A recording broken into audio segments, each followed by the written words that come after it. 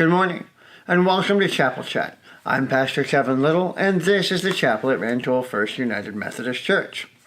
Before we get any farther, you might hear some background noise. They're working on the elevator today, and the preschool is playing upstairs.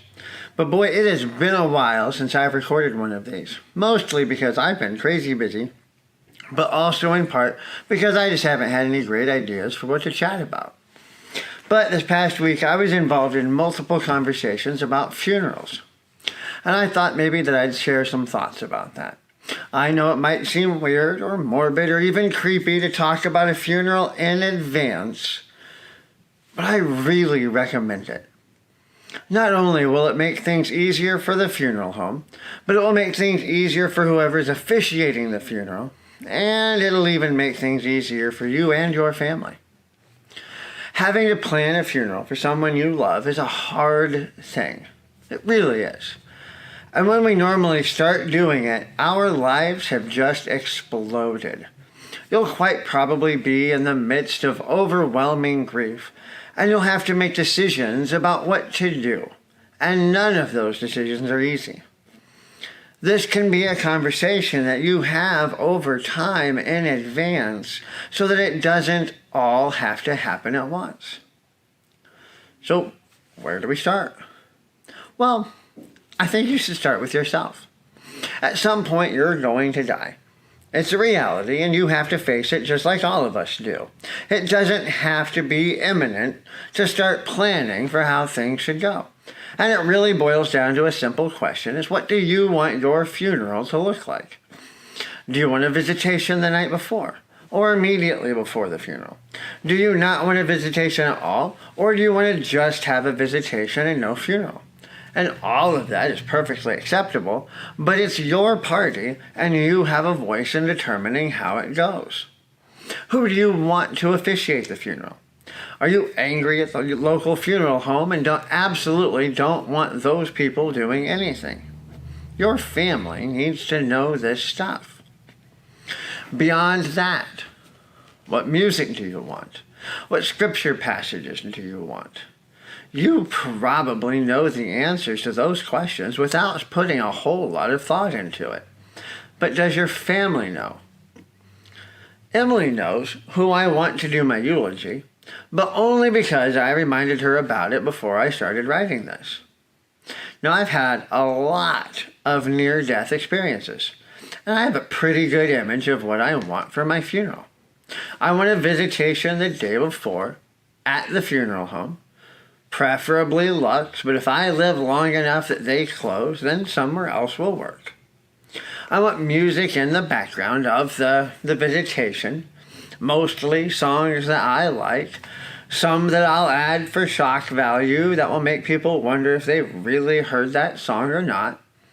But people who really know me will know that it had to be there whether anyone, including my wife, thinks it's a good idea or not. And, thanks to being friends with John Lux and having time to talk about these things, I really want a pressure plate in front of the casket that will trigger recording of me saying random things when people come to pay their respects. Things like, help me, or I never liked you, or you still owe me money. It's gonna be great. I'll have a pretty normal funeral in whatever church I'm serving in, or if I've been pulled back to Rantoul again, then here in the sanctuary at the Methodist Church. And I want that to be in the pattern that I've planned out over and over again for the past 6 years. Psalm 23 will be read. It's a classic, and it has a lot of meaning for me personally. And 2 Corinthians chapter 3, verses 3 through 7, which is the verse that helped me to start to understand why I didn't die from cancer. As for music, probably Crowder's Red Letters and Crushing Snakes will be played. Amazing Grace will definitely not be played, but I might allow How Great Thou Art. I want Mike Potts to do the eulogy. And not because he knows me better than anyone else, but because he meant so much more to me than I realized at points as I started the process to becoming a pastor.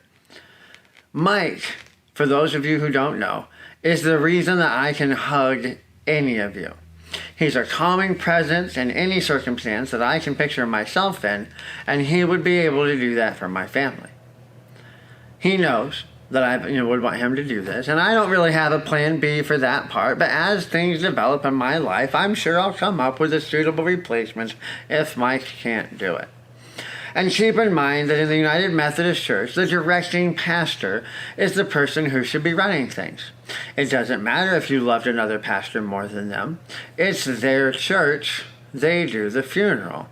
And then they're typically very happy to reach out and work with your ideas and requests to make all of that happen. So now that you've developed a plan for how you want your funeral to go, be prepared for none of that to happen. Because it isn't about what you want, it's about what your family wants. Funerals aren't really about what the person who died might have wanted. It just isn't. It helps a family to know what you want, but they're going to have to decide what they need to process their grief and say goodbye. They might not want a full funeral, even if you did. Or they might not want a visitation, or the music you wanted, or anything else. But the whole point of the funeral really is about them having closure in that moment, not you having fun with a pressure plate and recorded sayings. But, just in case Emily watches this, John already knows the plan, and I'll be sending him the recordings to keep on file. Now, I won't say every church tradition has this because I haven't worked in every church tradition, but the majority of church traditions have a structure for a funeral. It removes a lot of the guesswork and has specific liturgy that people have found comforting over the years. It's a good thing, but don't let that be all of your plan. I've been to services where the liturgy is all that's said about a person, and nothing is said about who they were or what kind of impact they had. And while sure, that's sufficient for burial, any good pastor or officiant who is invested in making sure that you're able to say goodbye in a way that is meaningful to you will ask questions to form a solid eulogy. But the more of these things that you've thought of in advance, the easier it will be for them to put everything together. Now, when sitting down with a family, I ask questions that we've already talked about. What kind of music do you want? What scripture passages do you want included? And when people say, I don't know, then I ask what that person would have wanted or what had particular meaning for them. And then it's time to get into what you want said about your loved one. And so I'll ask questions like, well, what kind of spouse were they? What kind of parent were they? What did they like to do for fun? What are some of your best memories about them? And those are hard questions to answer in that moment. And often they'll come to people after we've met together or even after the funeral is over. But this is the reason I make sure that people always have my phone and email info. I've gotten texts and emails at all hours with details and changes to funerals up until about an hour before the service. And it's all good because a funeral needs to be whatever the family needs it to be. And this also lets people who might not have been able to be at the planning meeting to contribute, because you want to take that in mind also. If somebody's going to be missing, they need to be able to add bits in if they're close family. And the last question that I normally ask is if there was one thing about your person that you would want to make sure that someone who didn't know them knew, what would that thing be? It's really hard to boil someone down to one particular trait, but this question always provides some amazing insights into who someone was. And it's different for everyone around the table in those meetings. And so you'll get 5 or 6 different ideas of what a person is, and that really helps us build things. And that's a rough overview of funeral planning and why it's good to think it through ahead of time.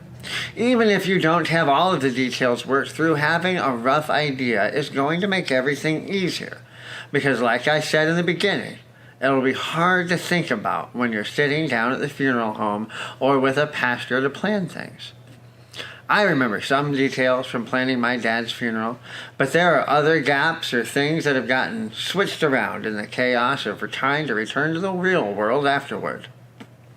So, help your family out and sit down and have a conversation with them about it.